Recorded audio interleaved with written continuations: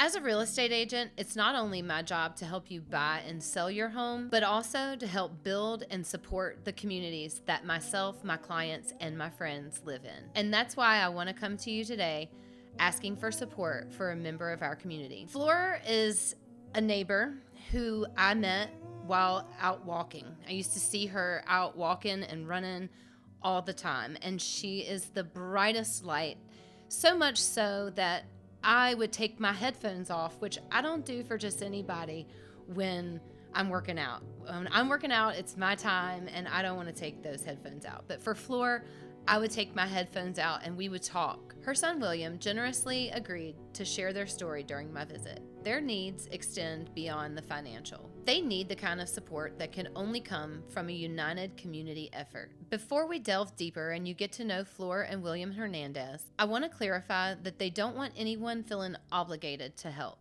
As you will hear, there are plenty of ways to lend a hand. We are all human beings with an innate desire for companionship and friendship. This is precisely why I feel compelled to bring their situation to the attention of our community and garner support for my dear friend.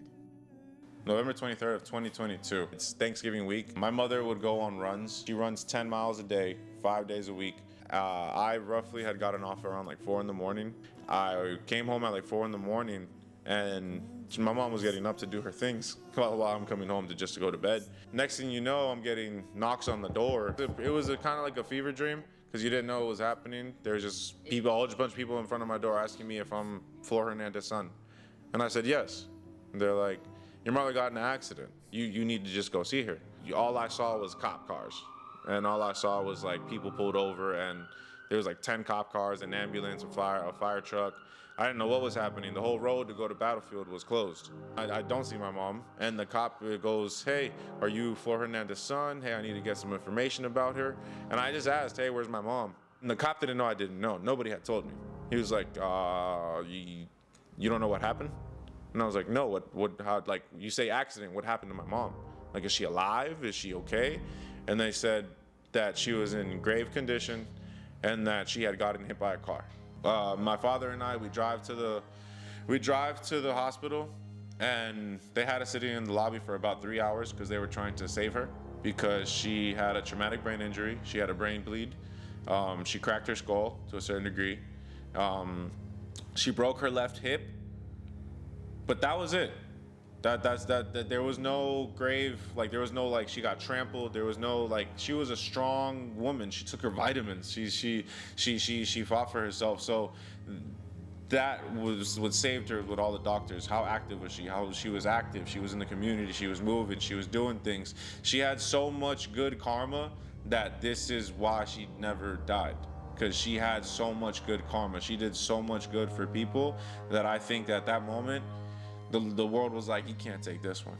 This one has done so much for people. You can't take this one. This one got more to do.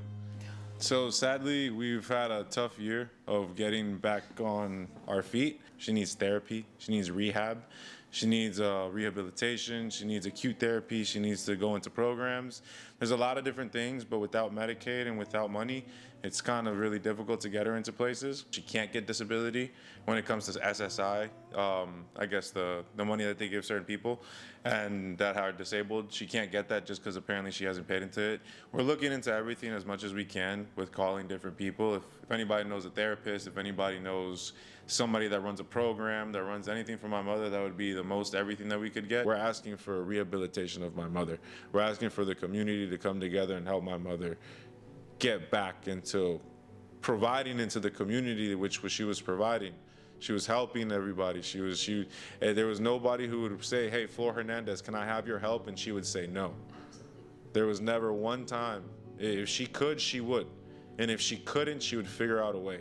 Sadly, she's had a community, and there's a lot of people that I know that have known her for many years, but it's kind of dwindling in the wind, and it's just, it feels like it's just going in the wind, and not a lot of people forgotten who my mom was, and a lot of people have forgotten what she had to offer.